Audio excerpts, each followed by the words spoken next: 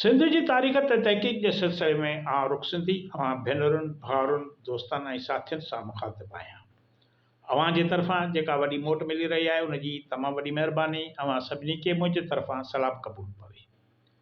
सिंध जे मागनि मकाननि, जाग्राफ़ी, तारीख़, समाजी सूरत हाल ऐं सक़ाफ़त ते पंहिंजी ॻाल्हि ॿोल जे सिलसिले में पाण मुख़्तलिफ़ मौज़ुअनि ते ॻाल्हि ॿोल कंदा रहिया आहियूं। अॼु पाण सिंध जे हिकु अहिड़े परगिणे ते ॻाल्हाईंदासीं जेको इंतिहाई अहमियत लाइक़ु आहे। उहो आहे चांडका परगिणो। चांडका परगिणे ते इहो नालो कीअं पियो, हिन इलाइक़े में कहिड़ियूं कहिड़ियूं बिरादरियूं रहंदड़ आहिनि, उन ते पाण ॻाल्हि ॿोल कंदासीं। अहिड़े नमूने सिंध में साहिती परगिणो आहे, ॿिया बि इलाही परगिणा आहिनि। बहरहाल अॼु पंहिंजी ॻाल्हि ॿोल जो जेको आहे बरकत मुहवर आहे उहो आहे चांडका। चांडका जेको परगिणे जो बुनियादु आहे, ॿुधनि था त अरगूननि जे दौरे हुकूमत में पियो। माना पहिरियां चांडका परगिणे बाबति अहिड़ी की तारीख़ी शायदियूं नथियूं मिलनि, पर जॾहिं अरगूननि सिंध ते कब्ज़ो कयो त उन खां पोइ हिन परगिणे जो नालो तारीख़ुनि में अचे थो। हीउ जेको परगिणो आहे चांडका, उहो दादू ज़िले अगूणे तालुके ककड़ खां शुरू थो थिए। काछे वारी माना वटि पासो ॾींदो लाड़काणे, कब्बर, शहदादकोट ऐं सखर ताईं जे इलाइक़नि ताईं पहिरियां मुश्तमिल हुयो। माना एसि ताईं इहे हिन जूं सरहदूं हुयूं। इहे सॼे इलाइक़े खे चांडका चवंदा हुआ। 1555 ईस्वी धारे सिंध जो हाकुम शाह हसन अरगून फोत थी वियो। उन वक़्तु सिंध ॿिनि घराणनि में विरहाइजी वई। हिकिड़े ते तुर्खाननि कब्ज़ो कयो त ॿिए ते वरी अरगूननि जो गवर्नर जो कब्ज़ो बरक़रार रहियो। उत्तर वारो हिसो जेको हुयो जंहिंजो मर्कज़ बखर हुयो, इहो अरगूननि जो जेको गवर्नर सुल्तान महमूद जे हथ हेठि हो, जंहिंजे ओभर ऐं ॾखण में सिंधु दरिया ऐं घाटा ॿेला हुया। ओलह में वारियासा पट ऐं खीरथर जबल जा पहाड़ी सिलसिला मौजूदु आहिनि। हीउ परगिणो शुरूअ खां वठी चांडिया बिरादरीअ जो गढ़ रहियो आहे ऐं मथिस नालो चांडियनि जे घणाईअ सबबु पियल आहे।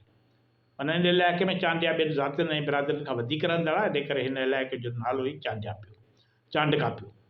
मंझिसि वसंदड़ ॿिया जेके कबीला आहिनि, बिरादरियूं ऐं आहिनि, ज़ातियूं आहिनि, उन्हनि में समीजा, बुकेजा, सांगी ऐं अबड़ा शामिल आहिनि। ॿियूं त नंढियूं नंढियूं तमामु घणियूं, पर अहम माना इहे आहिनि, समीजा, बुकेजा, सांगी ऐं अबड़ा। हिते वसंदड़ ॿियो जेको अहम कबीलो आहे उहो आहे महदीजा। महदीजा शेख आहे। इन कबीले खे मौजूदह दौर में कल्होड़ा कबीले तौर बि सुञातो वञे थो। माना इन जो पहिरियां नालो महदीजा शेख हुयो, उन खां पोइ वरी कल्होड़ा कबीले तौर बि उनजी सुञाणप थी। इन्हनि कबीलनि खां सवाइ जाबलू कबीला इन इलाइक़े में जेके हुया चांडका में, उन्हनि में मंगसी, लाशारी, दरदश्त, दीनारी, रिंद, डोमकी ऐं बुर्दी रहंदा हुया।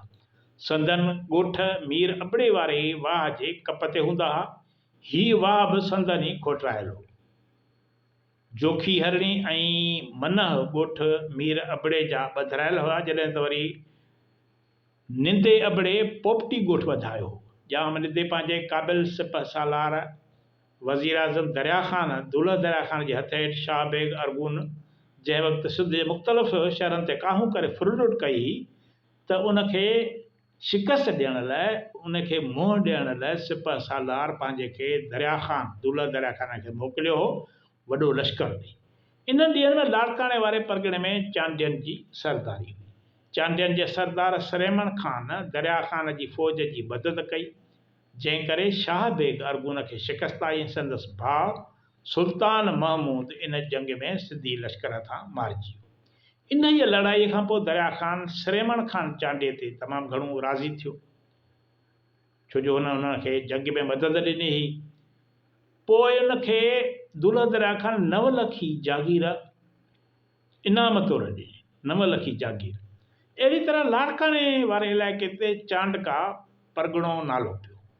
हिन जागीर में अबड़नि, माछियुनि, चांडियनि जी अक्सरियत हुई। माछियुनि जो मुआशी गुज़ारो ढंढुनि ते हुयो। ज़मीन जी जेका आबादी कंदा उहे रबड़ा कंदा हुआ, जिनजो गुज़रान बनी ॿारे ऐं चौपाई माल ते हुयो। इहो ई सबबु हूंदो हो जो इहे ॿई बिरादरियूं सदाईं पाणीअ जे मामले ते पाण में विढ़ंदियूं रहंदियूं हुयूं। चांडियनि ऐं अबड़नि जे उरह ज़ोराइनि जे करे अबड़नि कंहिं ॿाहिरीं ताक़त लाइ वाझायो। अबड़नि जे चङे मुड़ुस ख़बर ख़ान बखर मां मियां आदम शाह कलोड़े खे वठी अची हिन परगिणे जे हटड़ी इलाइक़े में रहायो त जीअं हुननि खे मोह ॾिजे मुखालफ़त खे, जिते आदम शाह पंहिंजे बुज़ुर्गीअ जे करे मशहूरु थियो। केतिरा ई कबीला वरी संदसि मुरीद थिया, जिन में चांडिया बि शामिल हुया। रवायत आहे त मियां आदम शाह कलोड़े साल 1580 ईस्वी धारे चांडका परगिणे में आयो हो। मियां आदम शाह कलोड़ो ॻोठ बाकराणीअ खां ओभर जे कचे जे इलाइक़े हटड़ीअ में हिकु फ़क़ीर जे लिबास में हिकु सियासी शख़्सियत थी उभरियो। माना हू पहिरियों फ़क़ीर थी आयो, पोइ हुनजो असर रसूख़ एतिरो वधी वियो जो हू ख़ुदि हिकिड़ी सियासी शख़्सियत थी पियो ऐं थोरे अरसे में हिन पंहिंजे फ़क़ीरनि जी इफ़रादी क़ुवत सां सियासी क़ुवत बि हासिलु करे वरिती। 1591 में अकबर बादशाह अब्दुर्रहीम ख़ान ख़ानान खे सिंध फ़तेह करण लाइ मोकिलियो हो। हिते पहुचण बैदि मियां आदम शाह जी हू ख़िदमत में पहुतो ऐं हुन खां चई त भई तव्हां मुंहिंजे लाइ दुआ घुरो त जीअं मां सिंध फ़तेह कयां। आदम शाह कलोड़े वटि ॿाहिरियों हुकुमरान अब्दुर्रहीम ख़ान ख़ानान दुआ घुराइण थो अचे त मां तुंहिंजे देश ते कब्ज़ो कयां। बहरहाल साॻे साल वरी अब्दुर्रहीम ख़ान ठटे जे हुकूमत खे फ़तेह करे पंहिंजे कब्ज़े हेठां थो।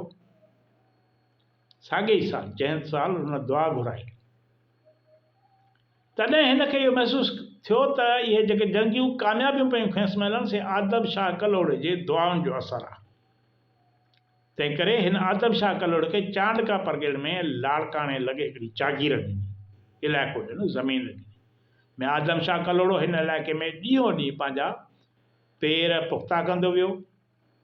नतीजे में मुग़लनि जो असरु घटिजंदो रहियो। मैं आदम शाह कलोड़े जी तरक़ीअ जो इहो हाल ॾिसी चांडका परगिणे जा ज़मींदार ऐं बखर जो गवर्नर संदसि मुखालिफ़ बणिजी पिया। इन्हनि गॾिजी मुल्तान जे हाकिम खे शिकायत कई त भई हीउ जेको आहे मैं आदम शाह इलाइक़ो असांजो ऐं हीउ पीरी मुरीदी हिन सां असां लाइ मसइलो थो पैदा करे ऐं हिकिड़ी वॾी सियासी क़ुवत बणिजंदो थो वञे, जंहिं ते मुल्तान जे हाकिमनि मियां आदम शाह खे गिरफ़्तार करे वरितो ऐं हुनखे मुल्तान वठी विया, जिते हुनखे फांसी ॾेई शहीद कयो वियो।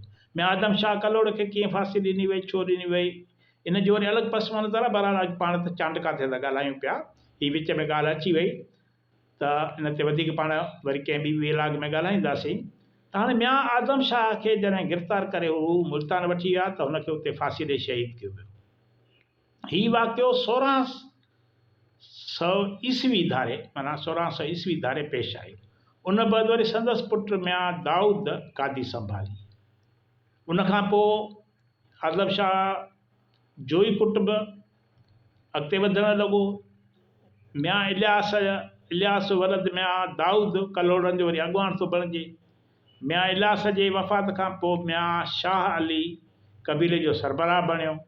मियां शाह अली चांडका परगिणे में घाड़वाह जी बाक़ाइदे खोटराई कराई।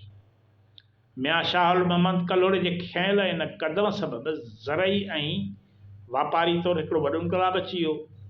सॼो इलाइक़ो सरसब्ज़ थी वियो, फ़सुल थिया, माण्हुनि में पैसो ॾोकड़ आयो। हिन वरी ॿियो हिकिड़ो कमु कयो त चांडका जे परगिणे में वाहन जो हिकिड़ो ॼार विछराई ऐं सॼे तर जूं गैराबाद ज़मीनूं शादाब कराए छॾी। चांडका परगिणे में अटकल 1550 धारे घाड़वाह जे खाॿे कप ते मियां साहब जे मुरीदनि हिकिड़ो नंढिड़ो ॻोठु ॿधो।